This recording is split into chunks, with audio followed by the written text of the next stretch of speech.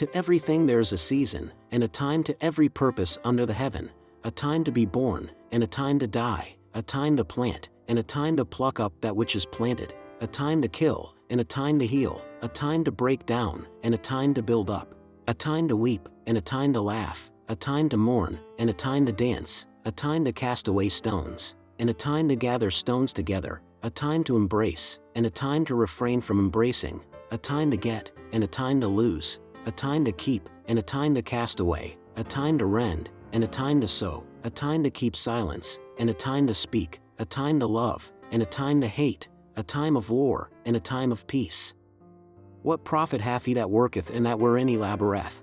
I have seen the travail which God hath given to the sons of men to be exercised in it.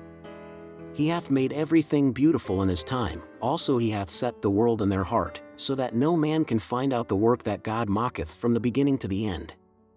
I know that there is no good in them, but for a man to rejoice, and to do good in his life. And also that every man should eat and drink, and enjoy the good of all his labor, it is the gift of God.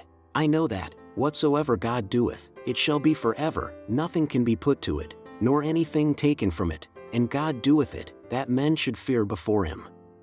That which hath been is now, and that which is to be hath already been, and God requireth that which is past. And moreover I saw under the sun the place of judgment, that wickedness was there, and the place of righteousness, that iniquity was there. I said in mine heart, God shall judge the righteous and the wicked, for there is a time there for every purpose and for every work. I said in mine heart concerning the estate of the sons of men, that God might manifest them, and that they might see that they themselves are beasts. For that which befalleth the sons of men befalleth beasts, even one thing befalleth them, as the one dieth, so dieth the other. Yea, they have all one breath, so that a man hath no preeminence above a beast, for all is vanity. All go unto one place, all are of the dust, and all turn to dust again. Who knoweth the spirit of man that goeth upward, and the spirit of the beast that goeth downward to the earth? Wherefore I perceive that there is nothing better, than that a man should rejoice in his own works, for that is his portion, for who shall bring him to see what shall be after him? As Solomon reflects on all of life, he expresses in a beautiful poem of 14 pairs of opposite events that God has a sovereign design behind all events. To gather stones refers to the process of clearing land for planting or building. To hate means to withdraw from intimacy and should not always be taken in an absolute sense. The world is better translated eternity. God has given man a desire for eternity and perpetuity, therefore man cannot be satisfied with what is merely temporal.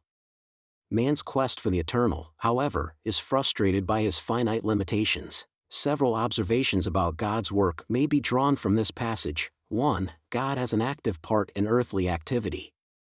2. God's work is a unity. The word work, when applied to God, is always singular.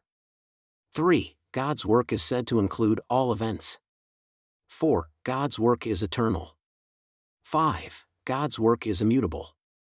6. God's work cannot be comprehended by man. That men should fear is the first of 6 passages that commend the fear of God as man's chief response to God. To fear God means to submit to God and to his revelation. In emphasizing this theme, Solomon stays clearly within the boundaries of the Old Testament faith. In the courts, where justice should have prevailed, there was injustice.